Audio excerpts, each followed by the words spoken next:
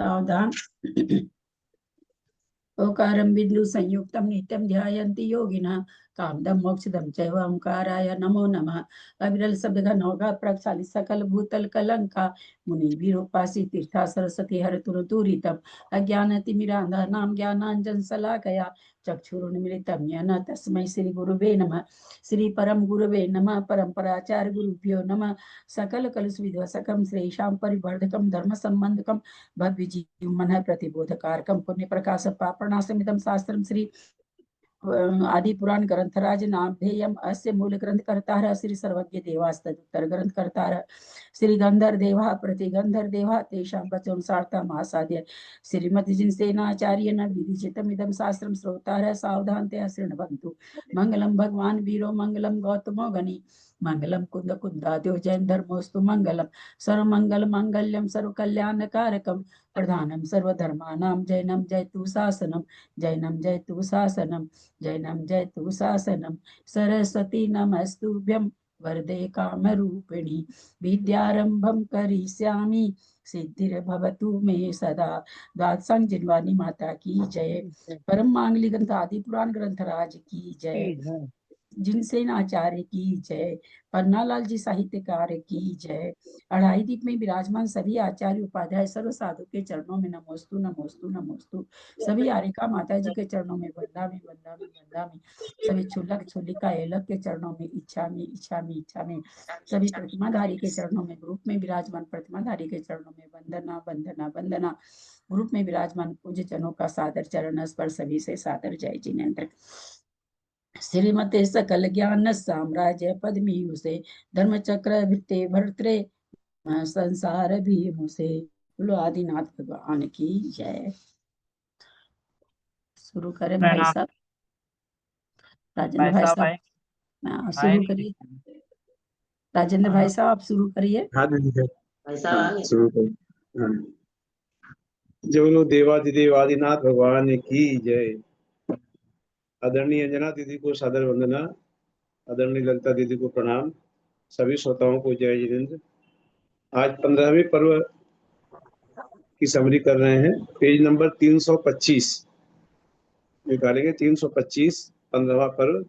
कल हम लोगों ने भगवान की बाल्य अवस्था का वर्णन पढ़ा था। बाल्य क्रीड़ा का बहुत ही अच्छा वर्णन पढ़ा था। अब आज हम लोग पढ़ रहे हैं भगवान युवा हो चुके हैं। 50 रुपया मांगे थे। युवावस्था को प्राप्त भगवान का शरीर बहुत ही मनोहर हो गया था। सो आचार्य कहते हैं कि ठीक ही है, क्योंकि चंद्रमा स्वभाव से ही सुंदर होता है और फिर शरद ऋतु का आगमन यदि हो जाए तो फिर कहना ही क्या है। तब भगवान तो स्वभाव से सुंदर थे और यौवन अवस्था रूपी शरद ऋतु का जब आगमन हो गया तो और सोने में सुहागा हो गया, कहना ही क्या है। तो भगवान का रूप बहुत ही सुंदर था, बहुत ही असाधारण हो गया था। एक्स्ट्रा ऑर्डिनरी भगवान का रूप हो गया था, जो कि तपाई हुई स्वर्ण के समान कांति वाला था। स्वर्ण वर्ण के भगवान थे, पसीने से रहित थे, पसीना उनको नहीं होता था, धूल और मल से रहित था, दूध के समान बिल्कुल श्वेत रुधिर था उनका। समचतुरस्र नामक सुंदर संस्थान एकदम सांचे में शरीर ढला हुआ था भगवान का। और वज्र विशद नाराज जो सबसे उत्तम संघनन है उससे सहित था। ऐसे भगवान का शरीर सुंदरता और सुगंधि की परम सीमा को धारण कर रहा था, जिससे सबसे जो चरम सीमा है, चरम बिंदु है उसका, वहां पर उनका उसको प्राप्त कर रहा था। भगवान का शरीर 1008 लक्षणों से अलंकृत था। 900 व्यंजन और 108 लक्षण भगवान के शरीर में होते हैं, सब मिलाकर 1008। उससे वह अलंकृत था, अप्रमेय था, महाशक्तिशाली था और हितमित प्रिय वचन धारण करने वाला था।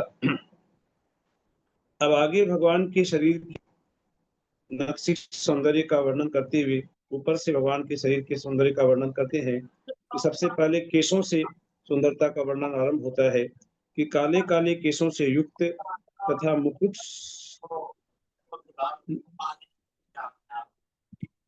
1008 से कौन है? म्यूट हो जाए।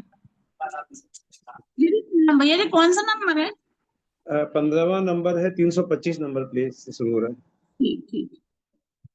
कि काले काले केसों से युक्त मुकुट से अलंकृत भगवान का शरीर, सिर, मस्तक ऐसा सुशोभित होता था मानो नीलमणियों से मनोहर मेरू पर्वत का शिखर ही हो।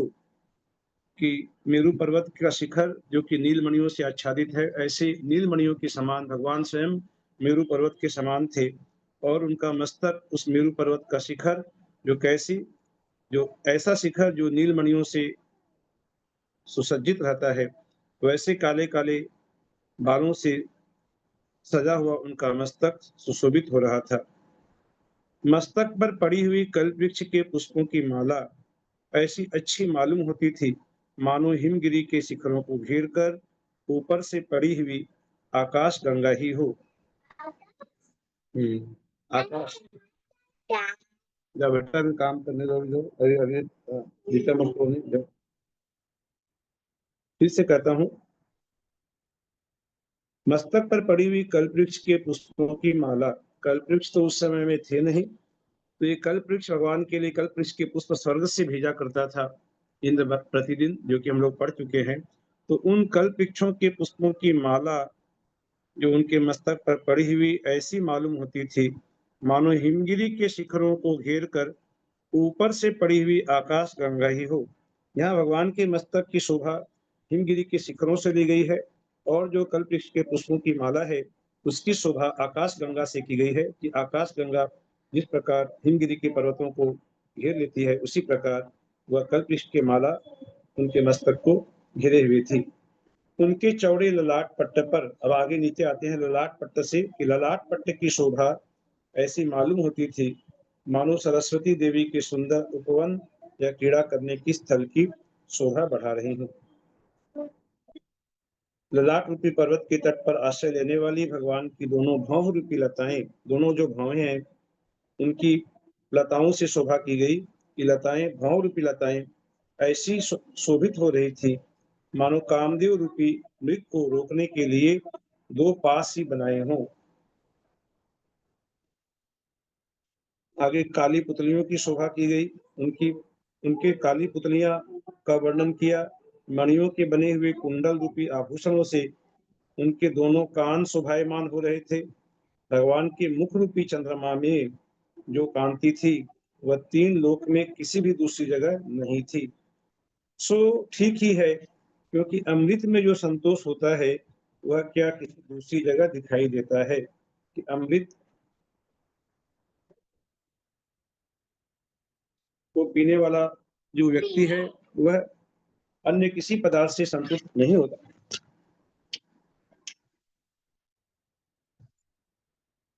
ऐसा भगवान का मुख था जो कि अमृत के समान संतोष को उत्पन्न करता था।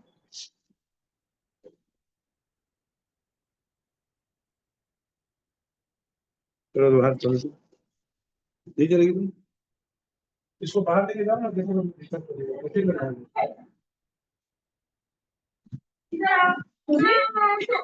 पापा को बोलते हैं, पापा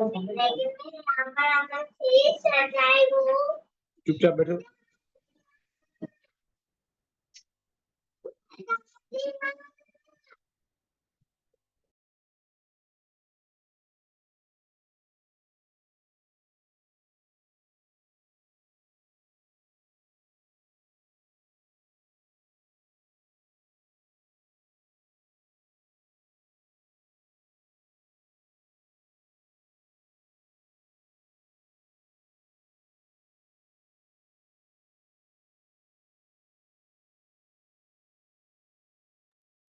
जजमेंट भाई साहब, एक मिनट भाई साहब, वो हाँ, आपने सुन कर, आकाश गंगा हाँ, किसकी तरह बताया था?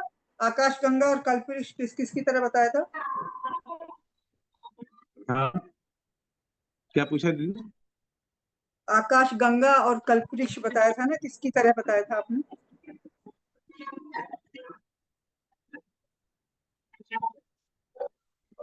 आकाश गंगा तो कल्प वृक्ष की जो पुष्पों की माला है उस माला की उपमा की गई आकाश गंगा के साथ। यहाँ पर कह रहे कि आकाश गंगा जिस प्रकार से हिमगिरी के शिखरों को घेर लेती है उसी प्रकार जो कल्प वृक्ष के पुष्पों की माला भगवान के मस्तक पर पूरी घुमाकर पहनाई हुई थी मस्तक पर, तो वह मस्तक तो है हिमगिरी के शिखरों के समान, और कल्पवृक्ष के जो पुष्पों की माला वह आकाश गंगा के समान।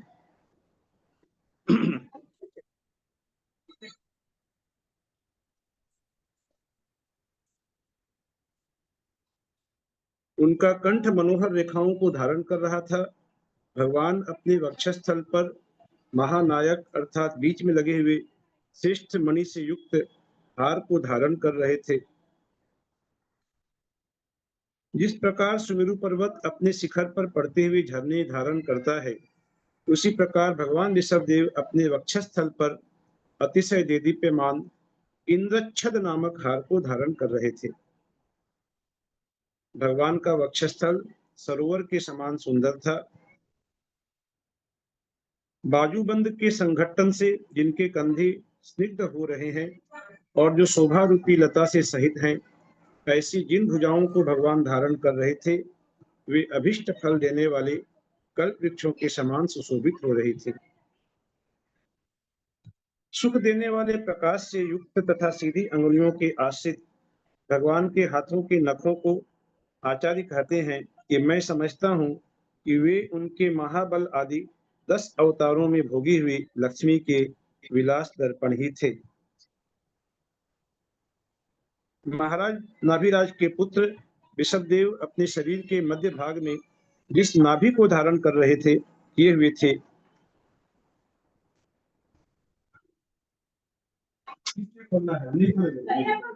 नहीं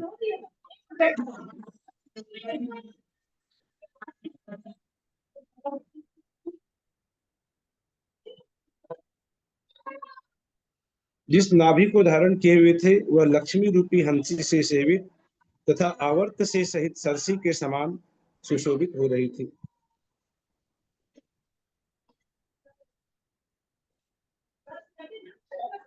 धीर वीर भगवान सुवर्ण के समान देदीप्यमान, पेज नंबर 327 पर है।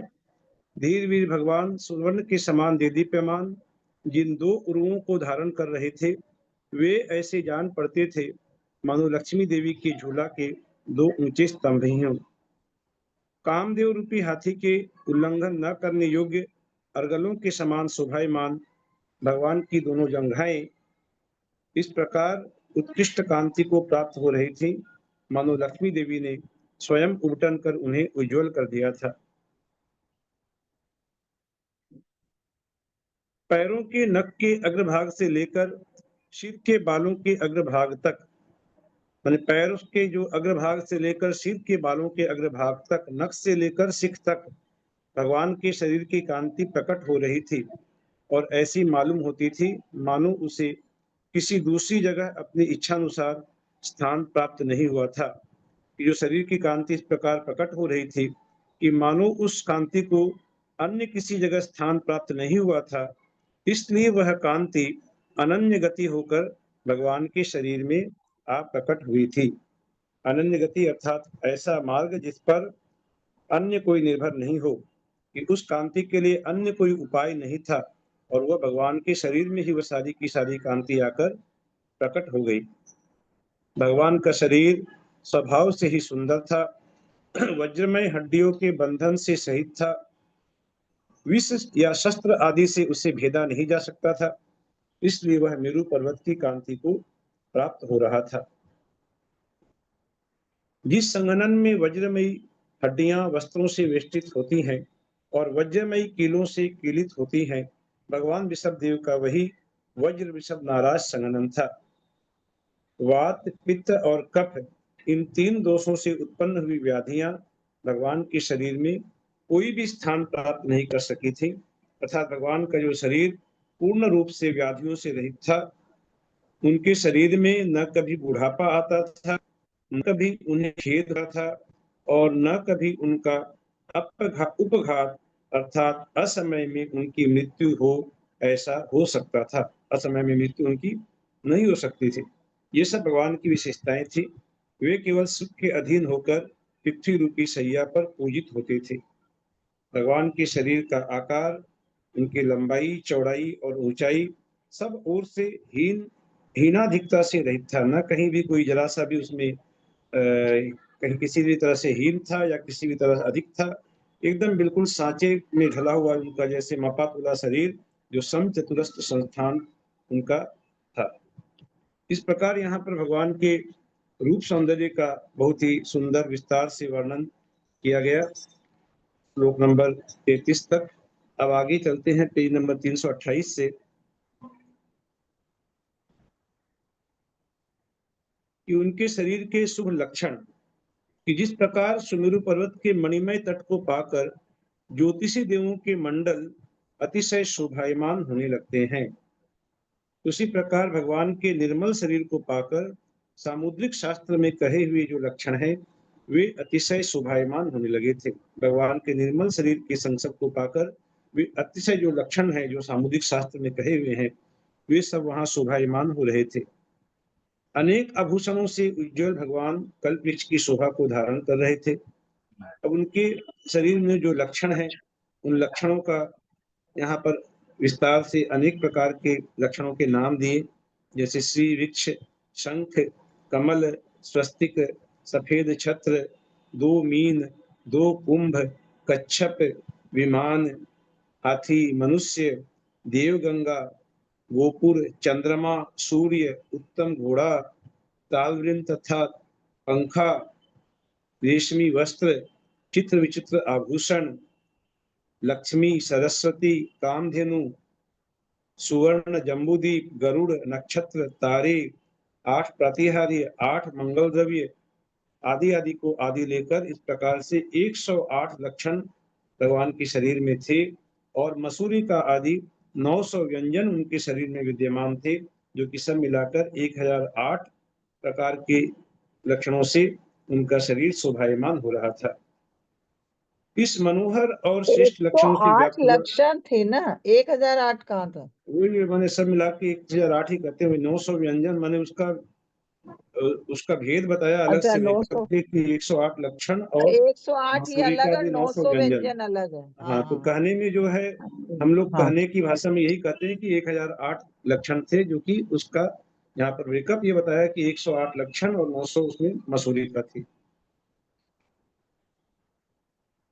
तो इन मनोहर और श्रेष्ठ लक्षणों से व्याप्त हुआ भगवान का शरीर ज्योतिषी देवों से भरे हुए आकाश रूपी आंगन की तरह शोभायमान हो रहा था। इस प्रकार आकाश में ज्योतिषी देव चारों ओर जो ग्रह नक्षत्र आदि चमकते रहते हैं, उसी पर भगवान के शरीर में वे लक्षण जो दीप्यमान हो रहे थे। चूंकि उन लक्षणों को भगवान का निर्मल शरीर स्पर्श करने के लिए प्राप्त हुआ था, इसलिए जान पड़ता है कि उन लक्षणों के अंतर लक्षण कुछ शुभ अवश्य थे। भगवान स्वभाव से ही वीतराग थे, राज्य लक्ष्मी को प्राप्त करना अच्छा नहीं समझते थे। तो राज्य लक्ष्मी को भगवान स्वभाव से ही जो उनका वीतराग बना था, वे राज्य लक्ष्मी को प्राप्त करना अच्छा नहीं समझते थे। तो उन्हें प्रिय क्या था, क्या प्रिय था, ये कह रहे हैं कि 2 स्त्रियां उन्हें बहुत ही प्रिय थी। एक तो सरस्वती और दूसरी कल्पांत काल तक स्थिर रहने वाली कीर्ति। ये सरस्वती और कीर्ति ये स्त्रियां उन्हें प्रिय थी। उनसे वे लक्ष्मी जो है, लक्ष्मी विद्युत लता के समान चंचल होती है, आज यहाँ तो कल वहां, इसलिए भगवान उस पर बहुत थोड़ा प्रेम रखते थे, ज्यादा नहीं रखते थे। ज्यादा प्रेम उन्हें सरस्वती और कीर्ति से था। अब भगवान पूर्ण रूप से युवा हो चुके हैं, उनके यौवन अवस्था का, उनके शरीर की सुंदरता का हमने वर्णन पढ़ा, उनके शरीर में जो शुभ लक्षण थे उनका भी वर्णन पढ़ा। तो भगवान जब यौवन अवस्था को प्राप्त हो चुके हैं तो उनके विवाह करने की चिंता पिता नाभिराज को हुई, और वे सोचते हैं नाभिराज कि यह देव अतिशय सुंदर शरीर के धारक हैं, इनके चित्त को हरण करने वाली कौन सी सुंदर स्त्री हो सकती है। यदि कदाचित इनका चित्त हरण करने वाली सुंदर स्त्री मिल भी जाती है तो भी इनका विषय राग अत्यंत मंद है, इसलिए इनके विवाह का प्रारंभ कहाँ से किया जाए, यह प्रारंभ करना ही बहुत कठिन कार्य है। कि ऐसे भगवान जो कि विषय भोगों में जिनका चित्त ज्यादा रमण नहीं कर रहा है, विषय राग अत्यंत मंद है, उनका विवाह किस प्रकार किया जाए। दूसरी बात यह भी है कि इनकी ये नियम से सब परिग्रह को छोड़कर मत्त हाथी की नाई वन में प्रवेश करेंगे। यह बात तो अच्छी तरह नाभिराज भी जानते थे, ये तीर्थंकर बनेंगे, ये घर छोड़ेंगे और घर छोड़ करके ये तप को धारण करेंगे, ये निश्चित है।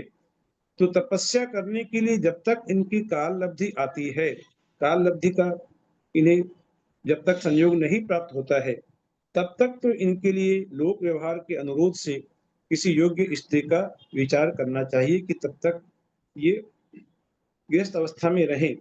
इसलिए जिस प्रकार हंसी निष्पंक अर्थात कीचड़ रहित मानस में निवास करती है, जो मान सरोवर है, जो कीचड़ रहित है, बिल्कुल स्वच्छ है, और उसमें जो हंसी निवास करती है, उसी प्रकार कोई योग्य और कुलीन स्त्री इनके निष्पंक अर्थात निर्मल मानस मन में, निर्मल मन में निवास करे। यहाँ भगवान की उपमा मान सरोवर से की है, स्वच्छ मान सरोवर से, और जिस स्त्री के साथ इनका विवाह किया जाएगा उसकी उपमा हंसी के साथ की गई। वह हंसी इनके मानस मन में निवास करे। ऐसा निश्चय कर नाभिनाथ भगवान आदिनाथ से शांति पूर्वक कहते हैं। वे स्तुति मूलक भाषा में उनसे वार्तालाप करते हैं। सबसे पहले उन्हें हे देव कहकर संबोधित करते हैं, अपने पुत्र को ही, कि हे देव, मैं आपसे कुछ कहना चाहता हूँ, इसलिए आप सावधान होकर सुनिए। कि आप जगत के अधिपति हैं, इसलिए आपको जगत का उपकार करना चाहिए, यह आपका कर्तव्य बनता है। कि आप जगत की सृष्टि करने वाले ब्रह्मा हैं। यह कह रहे हैं, पिता नाभिराज कह रहे हैं अपने पुत्र को कि आप जगत की सृष्टि करने वाले ब्रह्मा हैं तथा स्वभू हैं। स्वभू हैं अर्थात अपने आप ही उत्पन्न हुए हैं। आपकी उत्पत्ति में अपने आप को पिता मानने वाले हम अपने आप को पिता मानते हैं, यह एक छलावा मात्र है। क्योंकि जिस प्रकार सूर्य के उदय होने में उदयाचल निमित्त मात्र है,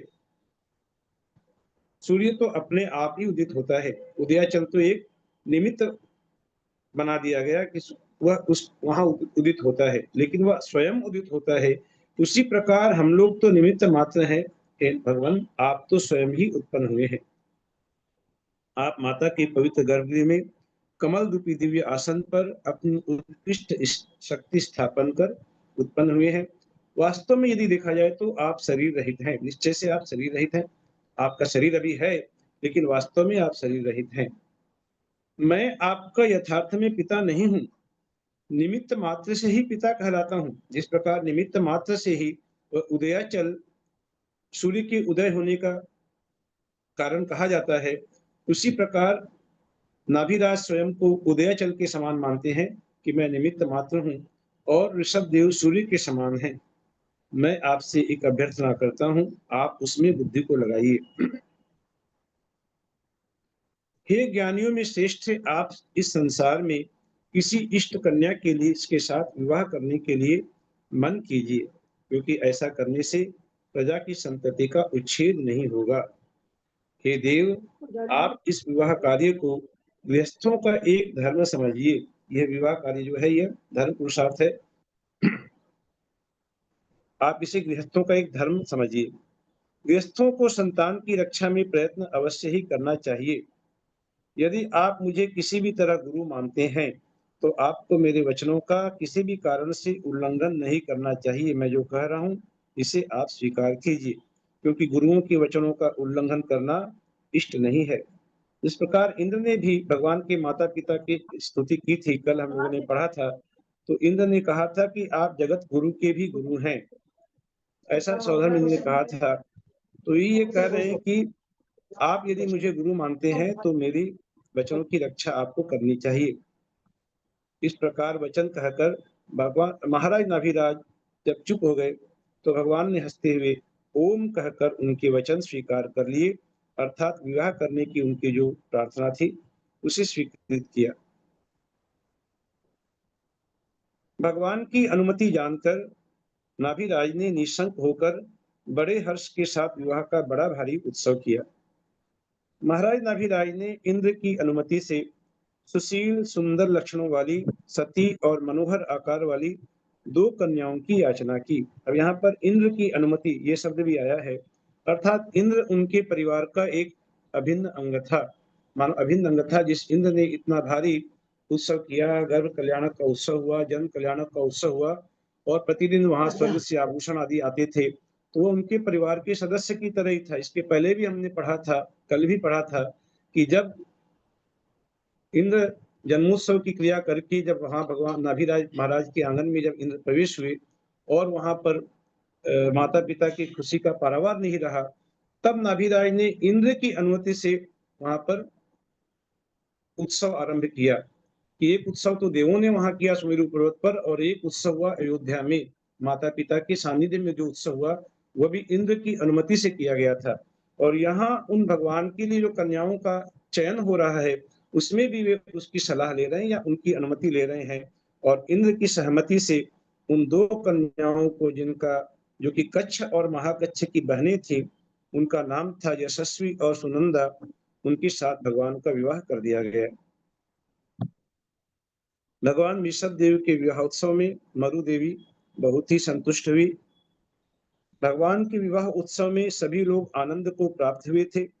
सो ठीक ही है, मनुष्य स्वयं ही भोगों की तृष्णा रखते हैं, इसलिए वे स्वामी को भोग स्वीकार करते देखकर उन्हीं का अनुसरण करने लगते हैं। कि जब हमारे स्वामी ने भोगों को स्वीकार किया है, उन्होंने विवाह किया है, तो हम तो कर ही सकते हैं। जो मनुष्य का स्वभाव होता है भोगों में तृष्णा रखना, तो यहाँ पर स्वामी को भोग स्वीकार करते देख वे भी उन्हीं का अनुसरण करने लगे, और वहां आनंदमय उत्सव जो हो रहा था उसमें सभी सराबोर हो गए।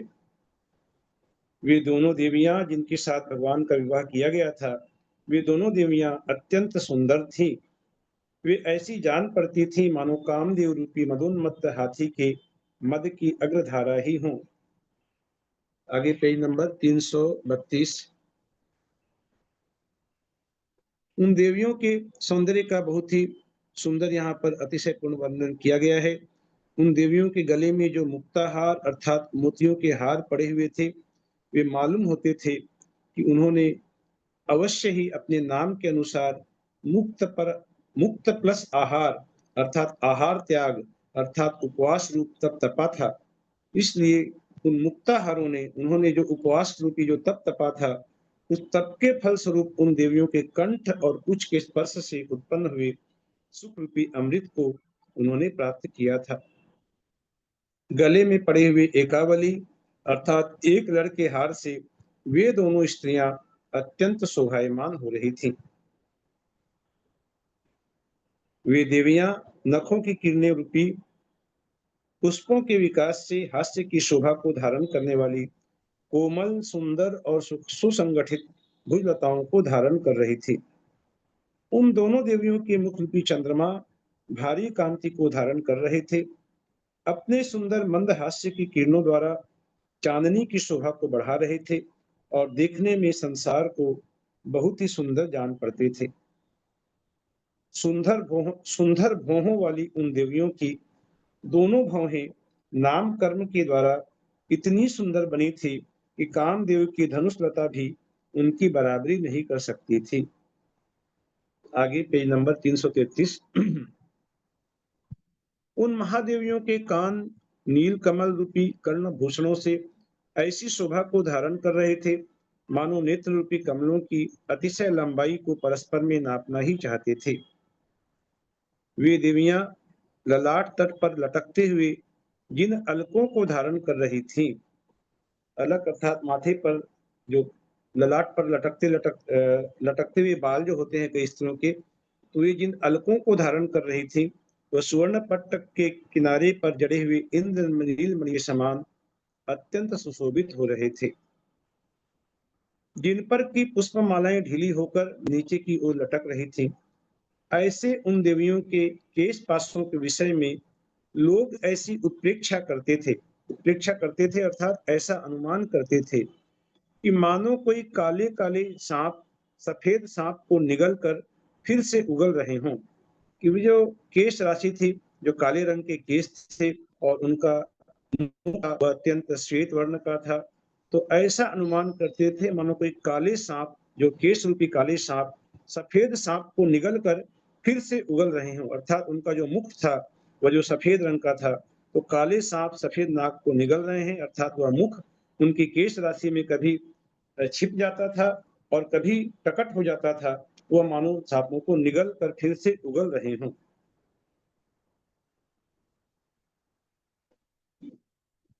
इन दोनों के उस सुंदर रूप को देखकर लोगों की यही बुद्धि होती थी कि वास्तव में इन्होंने अपने आप को स्त्री मानने वाली देवांगनाओं को भी जीत लिया है। जो स्वर्ग की देवांगनाएं हैं, उनका सौंदर्य भी उनके सौंदर्य के सामने हीन है।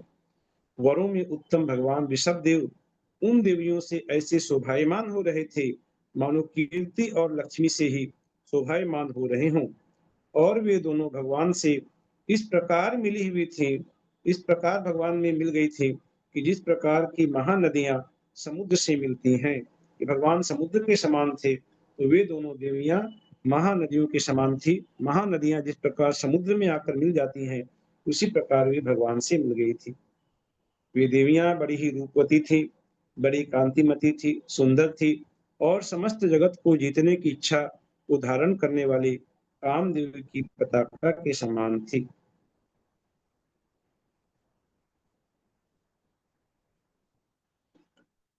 उत्कृष्ट कांति या इच्छा से युक्त भगवान ऋषभदेव ने भी उन देवियों के मन को अनुरंजित प्रसन्न कर दिया था।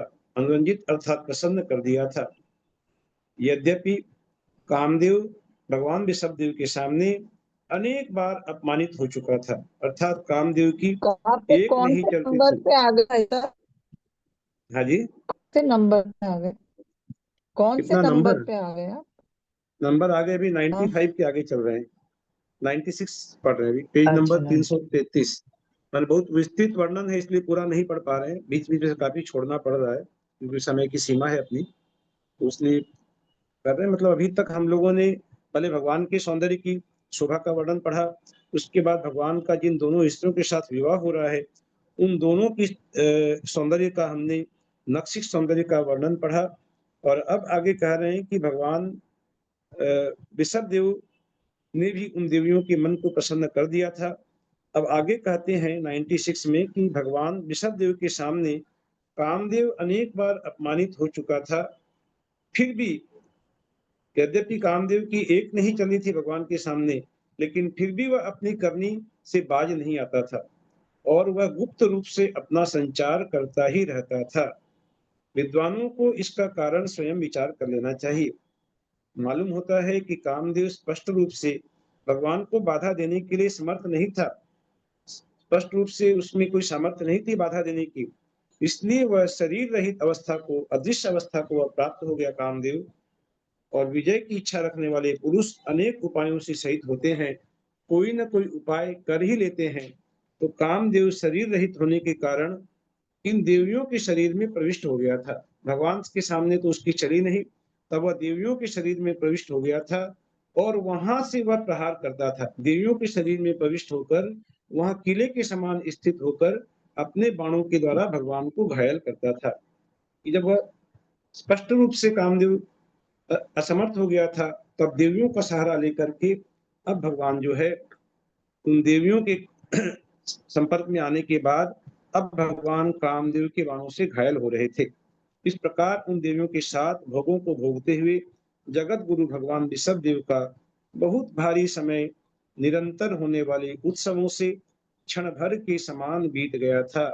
ये बात हमें यहाँ पर ध्यान देने की है कि जब उत्सव के समय होते हैं, आनंद का समय होता है, तो बड़ा विशाल समय भी कब बीत जाता है पता नहीं चलता, क्षण भर के समान लगता है कि वह समय बीत गया था। तो भगवान का वह जो समय था, उनकी बाल्य अवस्था भी, वह भी बहुत विशाल थी, वह भी बीत गई, और ये युवावस्था के जो आनंद थे वह भी क्षण भर के समान बीत गए थे।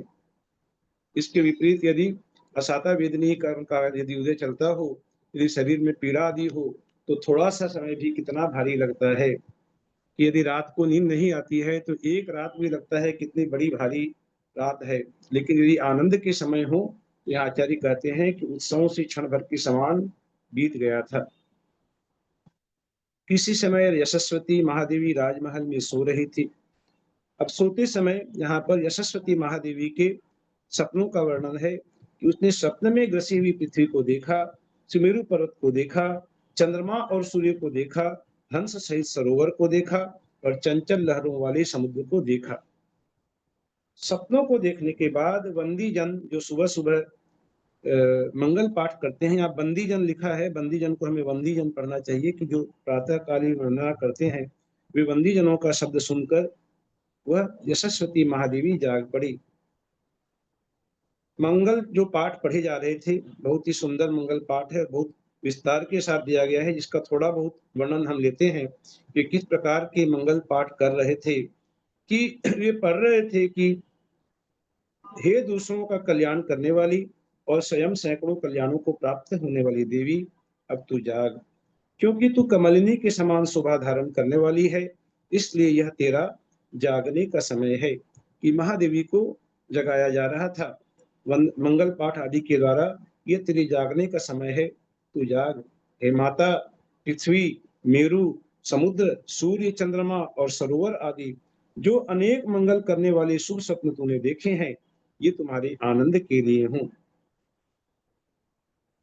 हे देवी, अब यह रात्रि भी अपने नक्षत्र रूपी धन को चांदनी के रूपी वस्त्र में लपेट कर भागी जा रही है। इसके पहले का लेते हैं कि हे देवी, यह चंद्रमा कांति रहित हो गया है, कि प्रातः काल हो गया है, अब चंद्रमा की कांति तिरोहित हो गई है, और ऐसा मालूम होता है कि रात्रि के समय चकवियों ने निद्रा के कारण लाल वर्ण हुए नेत्रों से इसे ईर्ष्या के साथ देखा है, इसलिए यह कांति रहित हो गया है। हे देवी, अब यह रात्रि भी अपने नक्षत्र रूपी धन को चांदनी रूपी वस्त्र में लपेट कर देखो भागी जा रही है। ये जो इसके धन है, रात्रि का धन क्या है, नक्षत्र रूपी जो है उसके धन है, उनको उन्होंने गांठ में बांध लिया है, चांदी रूपी गांठ में, और वो भाग रही है। ऐसा मालूम होता है कि वह आगे गए हुए प्रहरों के पीछे जाना चाहती हो। इस ओर यह चंद्रमा अस्त हो रहा है और इस ओर सूर्य का उदय हो रहा है। ऐसा जान पड़ता है मानो ये संसार की विचित्रता का उपदेश देने के लिए ही उद्यत हुई हूँ। यही संसार का नियम है कि एक वस्तु का अस्त होता है और दूसरी वस्तु उदित होती है। इस ओर चंद्रमा अस्त हो रहा है, उस ओर सूर्य का अस्त हो रहा है, तो ये जो आना जाना, कभी सुख है कभी दुख है, ये लगा रहता है। इस विचित्रता का उपदेश देने के लिए ही ये उद्यत हुए हैं। आकाश रूपी समुद्र में मोतियों के समान शोभायमान रहने वाले ये तारे सूर्य रूपी बड़वानल के द्वारा कांति रहित होकर विलीन हुए जा रहे हैं। हे देवी, इधर यह कमलिनी अपने विकसित कमल रूपी मुख को धारण कर रही है, इधर यह कुमुदनी मुरझाकर नम्र मुख हो रही है। इधर प्रातः काल का समय पाकर ये दीपक कंचुकी यहाँ पर कहा जो पहरेदार होते हैं, जो रक्षक होते हैं अंतःपुर के, उन्हें कंचुकी कहते हैं, जो कि वृद्ध होते हैं, युवावस्था के वे नहीं होते, या नपुंसक पहरेदार होते हैं, उन्हें कंचुकी कहा जाता है। तो ये दीपक कंचुकियों के साथ साथ मंदता को प्राप्त हो रहे हैं। जिस प्रकार कंचुकी स्त्रियों के संस्कार से रहित होते हैं, उसी प्रकार दीपक भी प्रातः काल होने पर सजावट से रहित हो रहे हैं। कंचुकी जिस प्रकार वृद्ध अवस्था को प्राप्त होते हैं, उसी प्रकार ये दीपक भी क्षीण बत्ती वाले हो रहे हैं। इस प्रकार जब बंदी जनों के समूह जोर जोर से मंगल पाठ पढ़ रहे थे, तब महादेवी जागने वाली दुंदुभियों के शब्दों से धीरे धीरे निद्रा रहित हुई, अर्थात जाग उठी। आगे पेज नंबर 336 ले रहे हैं कि भगवान के समीप अब वह पहुंचती है, वह महादेवी भगवान के समीप पहुंचती है, उनके समीप जाकर अपने योग्य सिंहासन पर सुखपूर्वक वह बैठ गई है, और रात्रि में देखे हुए समस्त स्वप्न भगवान से उसने निवेदन किए, तो अवधि ज्ञान रूपी नेत्र को धारण करने वाले भगवान ने उन सपनों का फल बताया। अभी भगवान क्रम से सपनों का फल बता रहे हैं कि हे देवी, सपन में जो तूने सुमेरु पर्वत देखा है, उससे मालूम होता है कि तेरे चक्रवर्ती पुत्र होगा। सूर्य और चंद्रमा, उसकी कांति रूपी संपदा, सूर्य का प्रताप और चंद्रमा की कांति, यह उसकी कांति रूपी संपदा को, यह बहुत संपदाशाली होगा, इसे सूचित कर रहा है। हे कमल नयने, सरोवर के देखने से तेरा पुत्र अनेक पवित्र लक्षणों से चिन्हित शरीर होकर अपने विस्तृत वक्षस्थल पर कमल वासिनी लक्ष्मी को धारण करने वाला होगा। भगवान के स्वयं के शरीर में 1008 लक्षण थे, और वह कह रहे हैं कि उनका जो पुत्र होने वाला है, जो भरत होने वाला है, उसके शरीर में भी अनेक पवित्र लक्षण होंगे।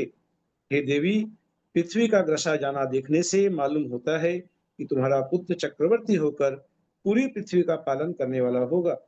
और समुद्र को देखने से यह प्रकट होता है कि वह चरम शरीरी होकर संसार रूपी समुद्र को पार करने वाला होगा। इस प्रकार पति के वचन को आनंद देने वाला वह पुत्र तेरे 100 पुत्रों में सबसे ज्येष्ठ पुत्र होगा। इस प्रकार पति के वचन को सुनकर वह देवी हर्ष के उदय से ऐसी वृद्धि को प्राप्त हुई, जिस प्रकार चंद्रमा का उदय होने पर समुद्र की वेला वृद्धि को प्राप्त होती है, उसी प्रकार उसके आनंद की कोई सीमा नहीं रही। अब आगे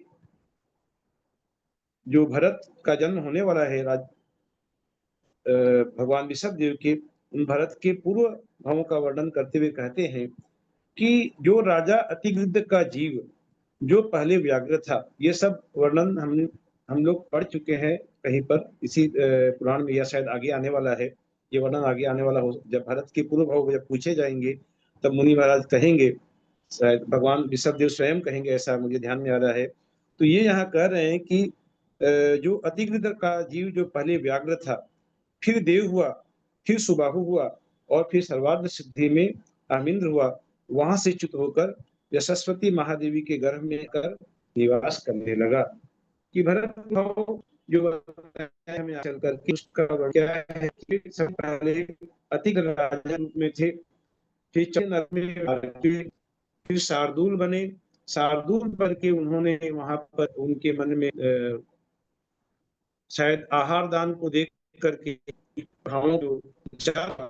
उसके प्रभाव से, जहां तक मैं कह रहा हूँ मुझे पूरा ध्यान नहीं है, आहार दान के परिणाम से कुछ उनके शुभ परिणाम हुए थे शार्दूल के, और वह दिवाकर प्रभदेव हुआ, फिर राजा मतिवर बना, उसके बाद फिर अहमिंद्र बना, और फिर सुबाहु बना। सुबाहु जो कि वज्रनाभि चक्रवर्ती का भाई था।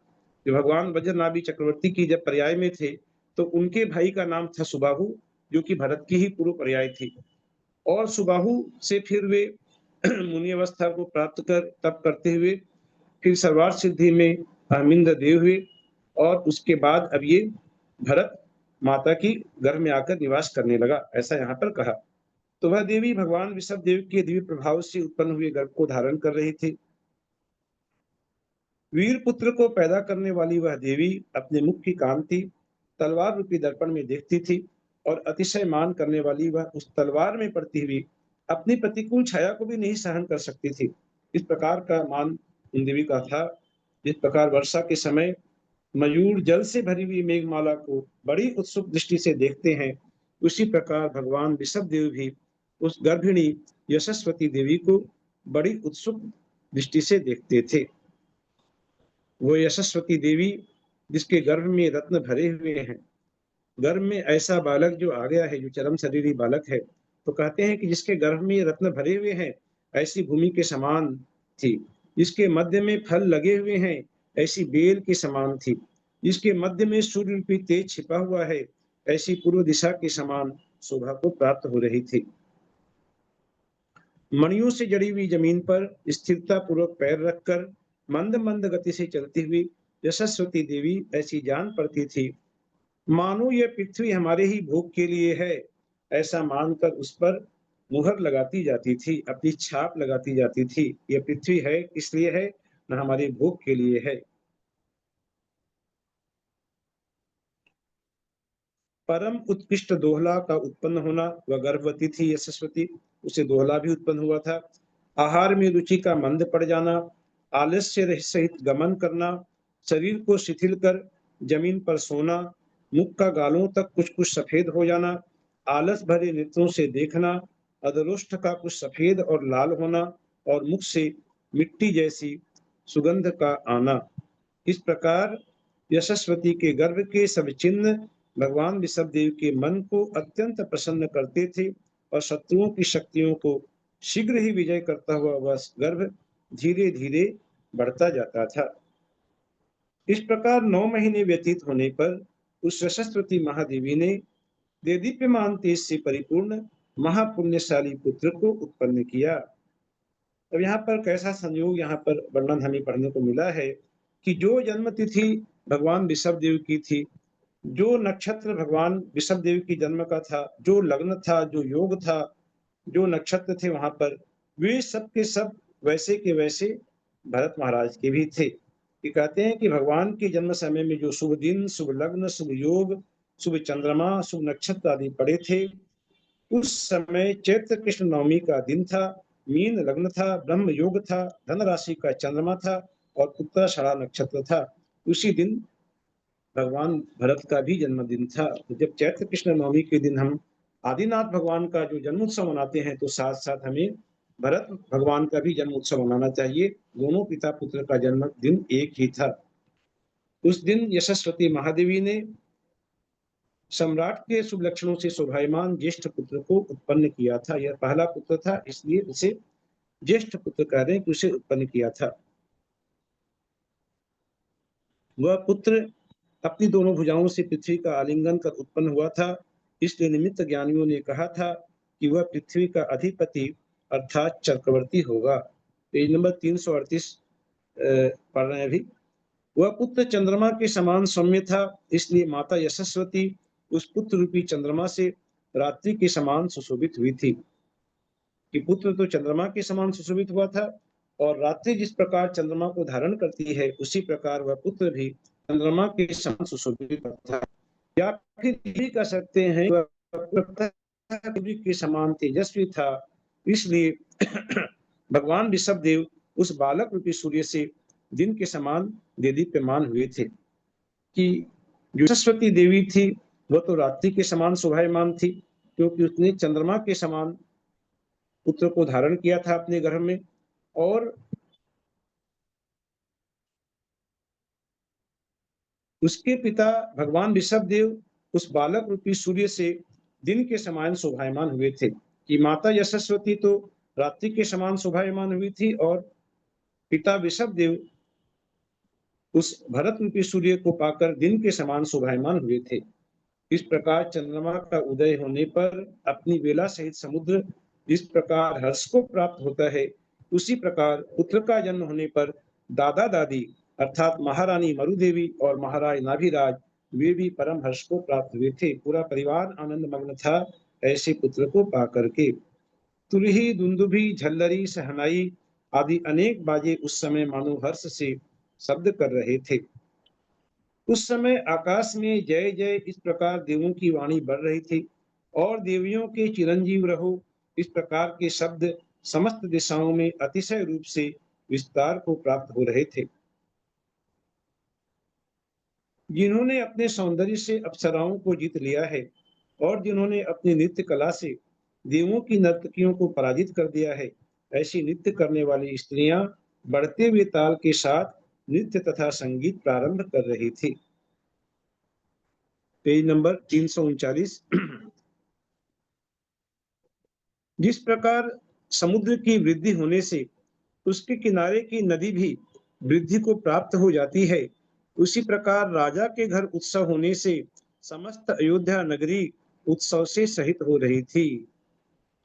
कि समुद्र जब वृद्धि को प्राप्त होता है तो किनारे जो हैं, उसके किनारे की जो नदी है वह अब उसका जल भी वृद्धि को प्राप्त हो रहा है। तो यहाँ पर जो राजमहल रूपी जो समुद्र है, उस राजमहल रूपी समुद्र में इतना जो उत्सव आनंद मनाया जा रहा था, तो उस उत्सव के छींटे, उसके जो छींटे थे वे पूरी अयोध्या नगरी में भी पड़ रहे थे और अयोध्या नगरी रूपी जो नदी थी वह भी उत्सव को प्राप्त हो रही थी। अर्थात कहने का तात्पर्य है कि सिर्फ राजमहल में ही उत्सव नहीं था, बल्कि पूरी अयोध्या नगरी वहां आनंद मग्न हो रही थी, क्योंकि भरत जैसा पुत्र भगवान ऋषभ देव को प्राप्त हुआ था। इस प्रकार अंतःपुर सहित समस्त नगर में परम आनंद को उत्पन्न होता हुआ वह बाल रूपी चंद्रमा भगवान ऋषभ देव रूपी उदयाचल से उदित हुआ था। इतिहास के जानने वालों का कहना है उस समय, अब इनका भरत नाम जो है इसकी सार्थकता बता रहे हैं कि उस समय प्रेम से भरे हुए बंधुओं के समूह ने बड़े भारी हर्ष से समस्त भरत क्षेत्र के अधिपति होने वाले उस पुत्र को भरत नाम से पुकारा था।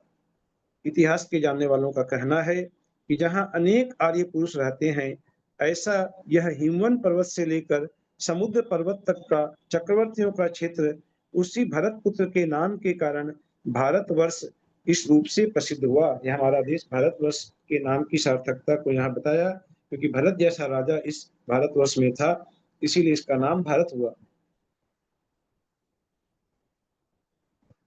विधि को जानने वाले वृषभ देव ने जैसे जैसे वह बालक बढ़ता जाता था, वैसे वैसे ही उसके साथ साथ उत्पन्न हुए स्वाभाविक गुण भी बढ़ते जाते थे।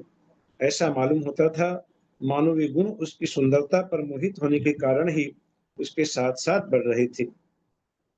अब भरत धीरे धीरे विधि को प्राप्त हो रहे हैं, और विधि को जानने वाले भगवान ऋषभदेव ने अनुक्रम से अपने उस पुत्र के अन्नप्राशन अर्थात पहली बार अन्न खिलाना, चौल अर्थात मुंडन और उपनयन अर्थात यज्ञोपवीत आदि संस्कार स्वयं भगवान ऋषभदेव ने उसके किए थे। ये जो अन्नप्राशन, मुंडन, यज्ञोपवीत आदि जो क्रियाएं हैं, ये गर्भान्वयन की क्रियाएं, जिसका की वर्णन हम बहुत विस्तार के साथ आगे पढ़ेंगे इसी आदि पुराण में।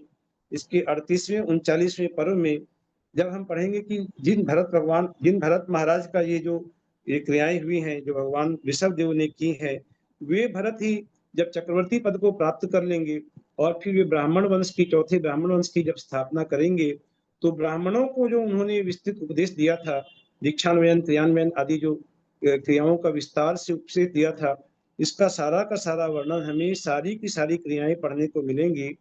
तो 10वीं अन्नप्राशन क्रिया है, जो अन्नप्राशन क्रिया यहाँ पर कह रहे हैं, ये 10वीं अन्नप्राशन क्रिया जो 53 गर्भान्वयन क्रियाएं होती हैं, जिनका वर्णन भरत महाराज करेंगे आगे जाकर के, उसमें 10वीं अन्नप्राशन क्रिया जो कि 7-8 मास का जब शिशु होता है तब उसके मुंह में अन्न दिया जाता है, उसकी क्रिया है।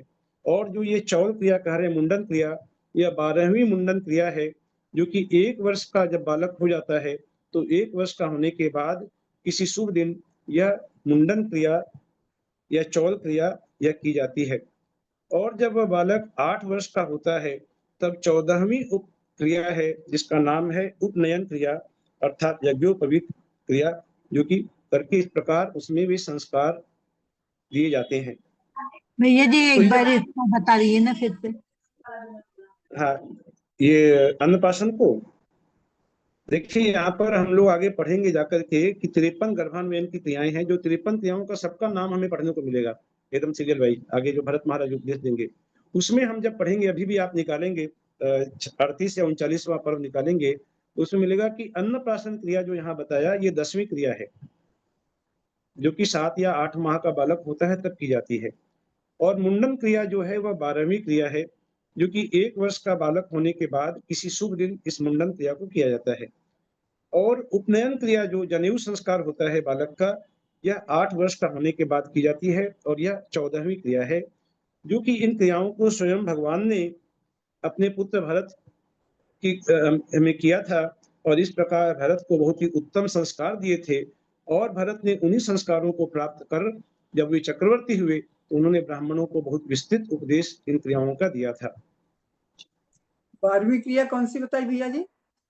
12वीं क्रिया मुंडन क्रिया। अन्नप्राशन तो 10वीं बताई ना, 12वीं। जनेऊ 14वीं बताई। 12वीं 14वीं 3 है ना यहाँ पर। अन्नप्राशन 10 नंबर की है, मुंडन क्रिया 12 नंबर की, और उपनयन क्रिया 14 नंबर की। मुंडन। ये इसे मुं- आप लोग समय निकाल के कभी पढ़ सकते हैं, पहले से भी पढ़ सकते हैं 38-39 पर्व में, बहुत अच्छा भैया लगेगा। जी हाँ, ये मुंडन वाला तो 1 वर्ष से पहले करते हैं ना। क्या मुंडन वाला? मुंडन जो करते हैं चौथ वाला जो उसमें 12 लिखा है वहां पर कि 1 वर्ष का जब बालक होता है तब, माने कोई जरूरी नहीं कि 1 वर्ष का होते ही करना है। 1 वर्ष का अच्छा होने के बाद किसी अच्छे शुभ दिन नक्षत्र आदि में देख करके ये क्रिया की जाती है, मुंडन क्रिया, ऐसा लिखा हुआ है। अच्छा अच्छा। इस भरत का अपने पिता भगवान ऋषभदेव के समान ही गमन था। अब भगवान ऋषभदेव के साथ भरत की क्या समानता है, इसका वर्णन कर रहे हैं कि क्या समानता है। उन्हीं के समान वह गमन था, उन्हीं के समान तीनों लोगों का उल्लंघन करने वाला देदीप्यमान शरीर था, उन्हीं के समान मंद हास्य था। इस भरत की वाणी, कला, विद्या, द्युति, शील, विज्ञान आदि सब कुछ वही थे। उसके पिता भगवान ऋषभदेव के जैसे थे, वैसे के वैसे गुण भरत को भी प्राप्त हुए थे। इस प्रकार पिता के साथ तन्मयता को प्राप्त हुए भरत पुत्र को देखकर प्रजा क्या कहती थी कि पिता का आत्मा ही पुत्र के नाम से जाना जाता है। यह बात बिल्कुल सच है। इस प्रकार प्रजा वहां आश्चर्य करती थी कि पिता और पुत्र में कोई अंतर नहीं लगता था दोनों कार्बन कॉपी हैं। इस प्रकार जैसे कहते हैं कार्बन कॉपी, कार्बन लगा करके यदि कुछ लिखेंगे तो जो लिखेंगे वही नीचे के पेज में वैसा का वैसा लिखा रहेगा। तो ऐसा यहाँ पर था, क्योंकि दोनों चरम शरीर थे। वे भी केवल ज्ञान उन्हें भी होने वाला था, इनको भी केवल ज्ञान होने वाला था। अंतर था तो क्या था कि वे तीर्थंकर पदवी के धारक थे और वे तीर्थंकर पदवी के धारक नहीं थे, लेकिन दोनों चरम शरीर थे। तो पिता के द्वारा जिसके रूप आदि गुणों की प्रशंसा की गई है, साक्षात कामदेव के समान है, ऐसा वह भरत अपने मनोहर गुणों के द्वारा सज्जन पुरुष को बहुत मान्य हुआ था। कि लोगों ने यहाँ पर भरत का वर्णन आ रहा है कि जैसा भगवान ऋषभ देव जैसे थे गुण वैसे भरत में थे। तो ये ऐसा महान वन था भगवान ऋषभ का, जो कि हम लोगों ने हरिवंश पुराण में पढ़ा है। हरिवंश पुराण को जो हम लोग पढ़ चुके हैं उसमें ये बात लिखी हुई है कि भरत को आदि लेकर 14 इक्ष्वाकु वंशी राजा लगातार उनकी वंशावली थी। उस वंशावली 14 लाख बार तक लगातार मोक्ष जाने राजा उत्पन्न थे। एक भरत ही नहीं बल्कि 14 लाख राजा गए आपका थे भैया और 14 नाम लाख। आपका नाम आवाज कट रही है, आवाज कट रही है आपकी बहुत। आवाज कट रही है। आवाज करती तो वीडियो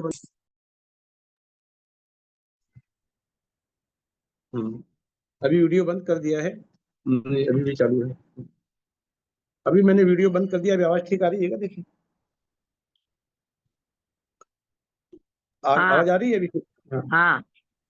तो मैं जो कह रहा था कि भरत के गुण भगवान ऋषभ देव के समान ही थे, क्योंकि वे दोनों चरम शरीरी थे। तो यहाँ हम लोगों ने हरिवंश पुराण में पढ़ा है कि भरत को आदि लेकर 14 लाख इक्ष्वाकु वंशी राजा लगातार मोक्ष गए और 14 लाख के बाद ये विराम हुआ। उसके बाद एक राजा मोक्ष नहीं जा पाए, वे सरवार से सिद्धि गए और फिर उसके बाद 80 राजा मोक्ष गए। ऐसा वर्णन हरिवंश पुराण के 13वें सर्ग में लिखा हुआ है। तो ये ऐसा है महान वंश था भगवान का। वह भरत 15वें मनु भगवान ऋषभ देव के मन को भी अपने प्रेम के अधीन कर लेता था। इसलिए लोग कहा करते थे कि यह 16वां मनु ही उत्पन्न हुआ है। यद्यपि 14 मनु ही होते हैं, 14 कुलकर होते हैं, लेकिन फिर भी भगवान नाभिराज को भगवान ऋषभ देव को 15वां मनु माना गया है, तो 16वां मनु यह भरत है। इस प्रकार लोग कहा करते थे। यह कोई अलौकिक पुरुष है या मनुष्य रूपधारी कोई देव है, इस बात को प्रकट करता हुआ भरत का बलिष्ठ शरीर ऐसा शोभायमान होता था मानो वह तेज रूपी परमाणुओं से ही बना हुआ हो। अब भरत के सौंदर्य का यहाँ पर आचार्य महाराज वर्णन कर रहे हैं कि भरत के शरीर का सौंदर्य कैसा था। तो क्रम क्रम से ऊंचा होता हुआ उसका गोल सिर ऐसा शोभायमान होता था मानो विधाता ने लक्ष्मी के लिए छत्र ही बनाया हो। कुछ कुछ टेढ़े, स्निग्ध, काले और एक साथ उत्पन्न हुए केशों से शोभायमान उसका मस्तक ऐसा जान पड़ता था मानो उस पर इंद्रनील मणि की बनी हुई टोपी ही रखी हो। कि किस प्रकार की कैसी सुंदर सुंदर कल्पनाएं आचार्य महाराज कर रहे हैं कि भगवान आदिनाथ के जब शरीर का वर्णन किया तो उनके शरीर का भी वर्णन हमने पढ़ा। वहां पर भी कहा कि वह नील मणियों से सुशोभित मेरू पर्वत का शिखर ही हो। इस प्रकार का वर्णन हमने पढ़ा था। अब यहाँ कह रहे हैं भरत महाराज के जो भरत जो है उनके शरीर का वर्णन करते हुए कहते हैं कि इंद्र नील मणि की बनी हुई टोपी ही रखी हो और दांतों की किरणों रूपी केसर से सहित और सुगंधित श्वासोश्वास के पवन द्वारा ब्रह्मों का आह्वान करने वाला प्रफुल्लित मुख कमल बहुत ही शोभायमान होता था। पेज नंबर 341 कि चारों ओर दांतों की किरणों रूपी चांदनी को फैलाता हुआ उसका मुख रूपी चंद्रमा कर्णभूषण की देदीप्यमान किरणों के गोल मंडल से बहुत ही शोभायमान होता था। सूर्य में दीप्ति, चंद्रमा में कांति और कमल में विकास, इस प्रकार ये सब गुण अलग अलग रहते हैं। यहाँ आचार्य कह रहे हैं कि सूर्य में दीप्ति होती है, सूर्य देदीप्यमान होता है। चंद्रमा कांतिवान होता है, चंद्रमा में कांति होती है। सूर्य का अलग गुण है दीप्ति का होना, चंद्रमा का अलग गुण है कांति का होना, और कमल का अलग गुण है कि वह विकास की ओर प्राप्त होता है। ये गुण अलग अलग रहते हैं, लेकिन भरत के मुख पर ये सभी के सभी गुण सहयोगिता को प्राप्त हुए थे। अर्थात भरत का मुख दीप्तिवान भी था, कांतिवान भी था और विकास को भी प्राप्त था। चंद्रमा क्षय से सहित है, चंद्रमा का क्षय होता है। कमल प्रत्येक रात्रि में संकोच को प्राप्त होता है, लेकिन भरत का मुख सदा विकसित रहता था, कभी संकोच को प्राप्त नहीं होता था। इसलिए अब यहाँ पर आचार्य महाराज दुविधा में पड़ गए हैं कि भरत के मुख की उपमा दी जाए तो किसके साथ दी जाए, आखिर किसके साथ उपमा दें। चंद्रमा के साथ यदि उपमा देते हैं तो चंद्रमा क्षय के साथ सहित है, कमल के साथ उपमा देते हैं तो कमल तो प्रत्येक रात्रि में संकोच को प्राप्त होता है, लेकिन उनका मुख तो हमेशा विकसित रहता था, तो किसके साथ उपमा दी जाए। पट्टबंध के उचित और अतिशय कांति युक्त उनके ललाट के बनने में अवश्य ही सूरज की किरणें सहायक हुई थी। शोभायमान कांति से युक्त उसके दोनों कपोल देखकर चंद्रमा अवश्य ही पराजित हो गया था, लज्जित हो गया था, और इसलिए ही वह मानो विरक्त होकर सकलंक अवस्था को प्राप्त हुआ था कि चंद्रमा में कलंक भी है। अब भरत के मुख पर तो कोई कलंक था नहीं, तो चंद्रमा सकलंक अवस्था को प्राप्त क्यों हुआ था? न भरत के मुख के सौंदर्य को देखकर वह मानो लज्जित हो गया था और कलंक रूपी अवस्था को वह प्राप्त हो गया था। आगे पेज नंबर 342। कामदेव के बाणों के समान उसके अर्ध नेत्रों के अवलोकन से हृदय में घायल हुई स्त्रियां शीघ्र ही अतिशय रक्त हो जाती थी। तो लगाया नहीं क्या?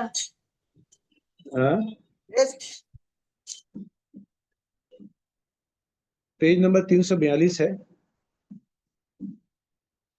इस प्रकार यहाँ भरत के रूप सौंदर्य का बहुत ही विस्तार से वर्णन किया गया है। पेज नंबर 196 तक वर्णन है, और 196 के बाद उनके शरीर के लक्षणों का वर्णन करते हुए कहते हैं कि जैसा हमने पढ़ा था कि ऋषभ देव के शरीर में तो अनेक नक्षत्र थे, तो भरत के शरीर में भी जो नक्षत्र थे, नक्षत्रों से जिस प्रकार आकाश शोभायमान होता है, उसी प्रकार शंख, चक्र, गदा, कूर्म और मीन अर्थात मछली आदि शुभ लक्षणों से उसका हस्ततल, उनके हस्त का जो तल था वह शोभायमान था। कंधे पर लटकते हुए यज्ञोपवीत से, जनेऊ से वह भरत ऐसा सुशोभित हो रहा था जैसा कि ऊपर बहती हुई गंगा नदी के प्रवाह से हिमालय सुशोभित होता है। पेज नंबर 343 में है। राजकुमार भरत के शरीर के ऊपरी भाग का जैसा कुछ वर्णन किया गया है, वैसा ही उसके नीचे के भाग का वर्णन भी समझ लेना चाहिए। जैसे ऊपर का जो शरीर का भाग अत्यंत मनोहर था, वैसे ही नीचे वाला भाग भी अत्यंत मनोहर था, वैसा ही समझ लेना चाहिए। क्योंकि कल्प वृक्ष की शोभा ऐसा नहीं होती है कि कल्प वृक्ष ऊपर से ही शोभायमान होता है, बल्कि कल्प वृक्ष ऊपर से लेकर नीचे तक पूरा शोभायमान होता है, सौंदर्य से परिपूर्ण होता है। उसी प्रकार भरत भी ऊपर से लेकर नीचे तक शोभायमान थे। यद्यपि ऊपर लिखे अनुसार उनके अधोभाग का वर्णन हो चुका है, अर्थात कह रहे हैं कि जैसा ऊपर थे वैसे ही नीचे का भी सौंदर्य था, लेकिन फिर भी आचार्य उनके बाकी के शरीर के अंश का जो है उसके सौंदर्य का वर्णन करने का लोभ भी नहीं छोड़ पा रहे हैं, और वे कहते हैं कि पुनरुक्त से उसका वर्णन फिर भी किया जाता है, क्योंकि वर्णन करते करते समूह में से किसी एक भाग को छोड़ देना बड़ा भारी दोष है। इसी भाग को जब वर्णन किया जा रहा है शरीर का, तो सिर्फ ऊपर के भाग का वर्णन करके और यह कह दें कि नीचे का भाग भी वैसा ही सुंदर था, तो ऐसा नहीं करते हैं, बल्कि अब नीचे के भाग के सौंदर्य का वर्णन भी करते हैं। तो वह कहते हैं कि लावण्य रूपी रस के प्रवाह को धारण करने वाली उसकी नाभि रूपी कुपिका, नाभि के सौंदर्य का वर्णन करते हैं कि नाभि रूपी कुपिका ऐसी सुशोभित होती थी मानो आने वाले कामदेव रूपी मदोन्मत्त हाथी का मार्ग ही हो। वह भरत श्रेष्ठ करधनी से सुशोभित सफेद धोती से युक्त जघन भाग को धारण कर रहा था, जिससे ऐसा मालूम होता था मानो इंद्रधनुष से सहित शरद ऋतु के बादलों से युक्त नितंब भाग को धारण करने वाला मेरु पर्वत ही हो।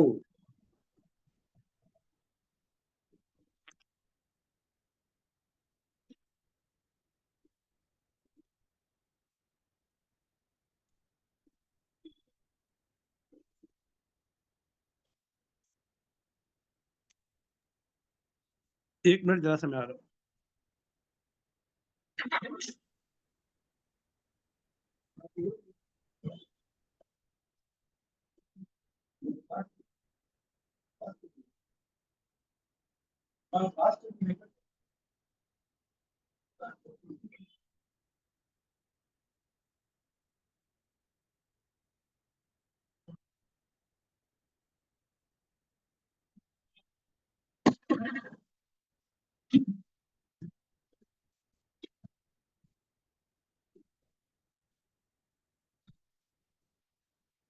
क्षमा कीजिएगा, कुछ व्यवधान के कारण। तो यहाँ हम लोग पढ़ रहे थे कि जगन भाग्य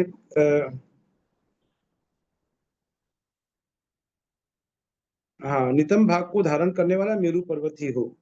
तो जिससे मालूम होता था कि मानो इंद्रधनुष से सहित शरद ऋतु के बादलों से युक्त नितंब भाग अर्थात मध्य भाग को धारण करने वाला मेरु पर्वत ही हो। अर्थात मेरु पर्वत से भरत के शरीर की ऊंचाई की यहाँ पर उपमा दी गई, और उनका जो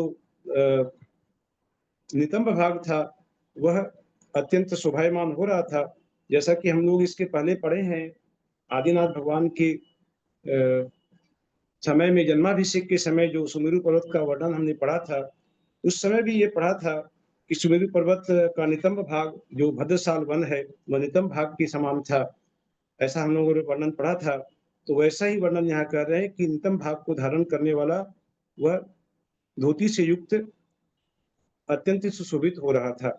उसके दोनों उरु अत्यंत स्थूल और सुदृढ़ थे। उसकी लंबाई भी यथा योग्य थी और उनका वर्ण भी स्वर्ण के समान पीला था। उस भरत की दोनों जंघाएं भी अतिशय मनोहर आकार वाली सुंदर कांति की धारक थी। उसके दोनों चरण प्रकट होते हुए अंगुली रूपी पत्तों से सहित कमल के समान सुशोभित होते थे।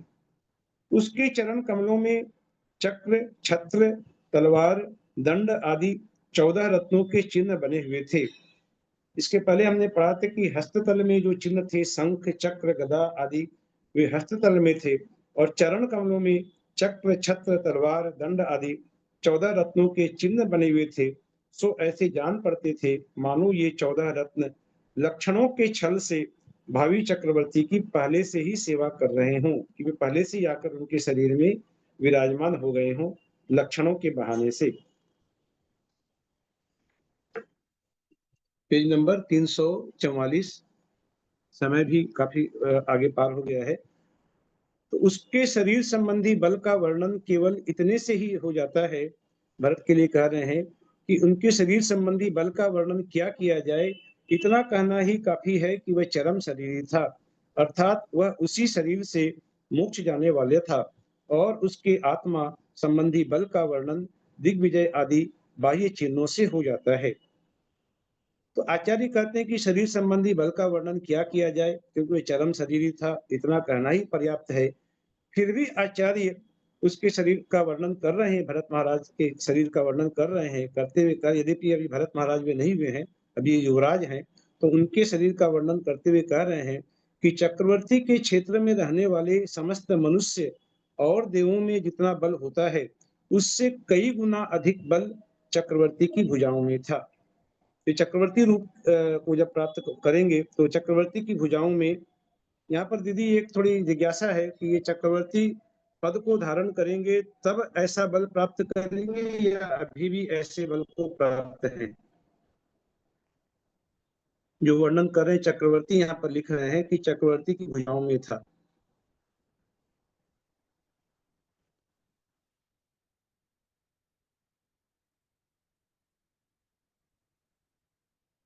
दीदी शायद हमारे बीच अभी नहीं है, तो मैं पढ़ता हूँ फिर से कि चक्रवर्ती के क्षेत्र में रहने वाले समस्त मनुष्य और देवों में, चक्रवर्ती के क्षेत्र में जो 8 भाग की जो पृथ्वी है, 6 भाग की जो पृथ्वी है उसके अधिपति चक्रवर्ती हैं। उसमें समस्त क्षेत्र में जितने मनुष्य हैं और जितने देव हैं उनके बल से कई गुना अधिक बल चक्रवर्ती की स्थित भुजाओं में होता है। उस भरत के रूप के अनुरूप ही उसमें गुण रूपी संपदा विद्यमान थी, सो ठीक ही है, क्योंकि गुणों से वैसा सुंदर शरीर कभी छोड़ा नहीं जा सकता। सत्य, शौच, क्षमा, त्याग, प्रज्ञा, उत्साह, दया, दम, प्रशम और विनय, ये गुण सदा उसकी आत्मा के साथ साथ रहते थे। वह भरत एक दिव्य मनुष्य था। उसकी आकृति भी असाधारण थी। वह तेज का खजाना था और उसकी सब चेष्टाएं आश्चर्य प्रकट करने वाली थी। इसलिए वह लक्ष्मी के समान अतिशय ऊंचे पुंज के समान शोभायमान होता था। पुण्य के बिना किसी भी बड़े अभ्युदय की प्राप्ति नहीं होती। इसलिए जो विद्वान पुरुष अभ्युदय प्राप्त करना चाहते हैं, अंतिम पेज है 345, कि इसलिए जो विद्वान पुरुष अभ्युदय प्राप्त करना चाहते हैं, उन्हें पहले पुण्य का संचय करना चाहिए। इस प्रकार वह भरत चंद्रमा के समान शोभायमान हो रहा था, क्योंकि जिस प्रकार चंद्रमा अपनी शीतलता, सुभगता अर्थात सुंदरता आदि गुणों से सबके आनंद की परंपरा को बढ़ाता है, उसी प्रकार वह भरत भी अपने दया, उदारता, नम्रता आदि गुणों से माता पिता तथा भाईजनों के आनंद की परंपरा को प्रतिदिन बढ़ाता रहता था।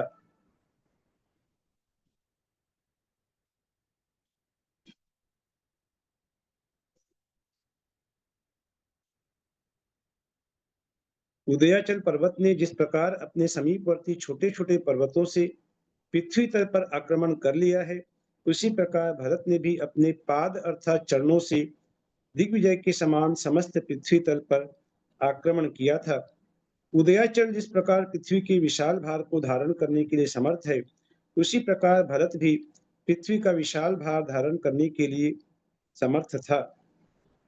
उदयाचल पर्वत जिस प्रकार देदीप्यमान शिखरों से सुशोभित रहता है, उसी प्रकार वह भरत भी अपने प्रकाशमान मुकुट से सुशोभित रहता था। जिन्हें अरहंत पद की लक्ष्मी प्राप्त होने वाली है, ऐसे भगवान ऋषभदेव नेत्रों को आनंद देने वाले, अत्यंत सुंदर और असाधारण भरत के मुख को देखते हुए कानों को सुख देने वाले तथा विनय सहित कहे हुए उसके मधुर वचनों को सुनते हुए प्रणाम करने के बाद उठे हुए भरत का बार बार आलिंगन कर उसे अपनी गोद में बैठाते हुए परम संतोष को प्राप्त होते थे। इस प्रकार आर्ष नाम से प्रसिद्ध भगवत सेनाचार्य प्रणीत त्रिषष्टि लक्षण महापुराण संग्रह में आज हमने क्या पढ़ा? भगवान का कुमार काल, यशस्वती और सुनंदा का विवाह, उनके सौंदर्य का वर्णन तथा भरत की उत्पत्ति का वर्णन, भरत के सौंदर्य का वर्णन आदि विषयों को आज हमने पढ़ा और इस प्रकार 15वां पर्व समाप्त हुआ। जय बोलो देवाधिदेव आदिनाथ भगवान की जय। यदर्थमात्रा पदवाक्यहीनं मया प्रमादाद् किञ्चनोक्तं तन्मे क्षमित्वा विदधातु देवी सरस्वती केवलबोधलब्धिं। बोधि समाधि परिणाम शुद्धि स्वात्मोपलब्धि श्री सौख्य सिद्धि। चिंतामणिं चिंतित वस्तुदाने तां नन्द्यमानस्य ममास्तु देवी। जवाणी के ज्ञान ते सूझे लोकालोक, सोवाणी मस्तक नमो सदा देत हो धोख। हे जिनवाणी भारती तो ही जपो दिन रैन, जो तेरा शरणागहि सो पावे सुख चैन। देव जो अरिहंत को पुरुषे हो निर्ग्रंथ, दया धर्म पालु सदा यही मोक्ष का पंथ। बोलो दास वाणी माता की जय। आयुष्यदम करो में हम।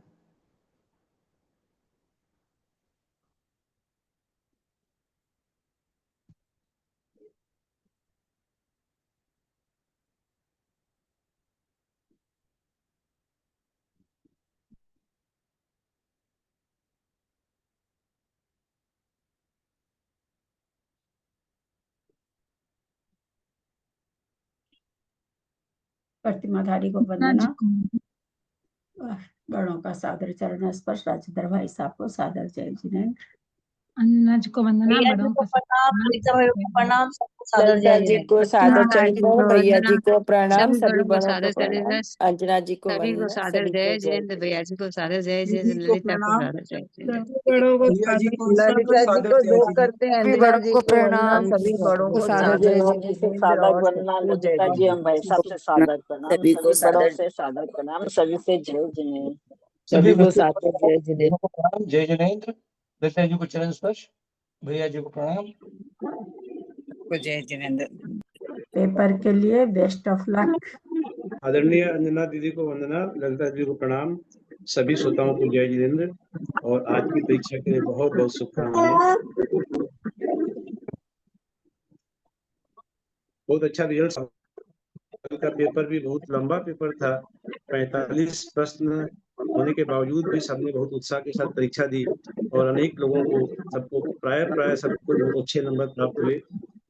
और आज का पेपर भी वैसे 45 प्रश्न का ही पेपर है आज भी। तो सभी से अच्छा पेपर हो, सबका यही कामना करते हैं। सूरा आज भी उतना ही लंबा होगा। आज भी 45 प्रश्न तो हाँ, आएंगे। क्योंकि काफी बड़ा है ना। हाँ, काफी बड़ा है दीदी। लगभग हर पेज से एक दो प्रश्न पूछने की कोशिश करते हैं। हाँ, कल के जितना ही है, ज्यादा बेस्ट ऑफ लक कर रहे हैं। ठीक है, ये लोग को जाने को बंद कर।